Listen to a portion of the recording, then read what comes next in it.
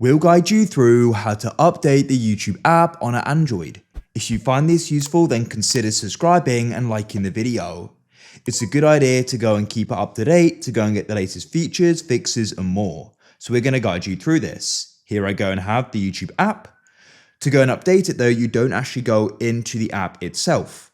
What you need to do is you need to go and find the Play Store. I've got mine on the home screen, but you may need to swipe up. You can swipe across the pages to find it or press search at the top and go and type in Play Store, and here we are. Now, what you want to do is you want to go to the bottom and find search and tap there. Go to the top and click on search. And then what you need to do is go and type in YouTube like so. I've been suggested it here. And if there's an update available, it'll go and say update to the right.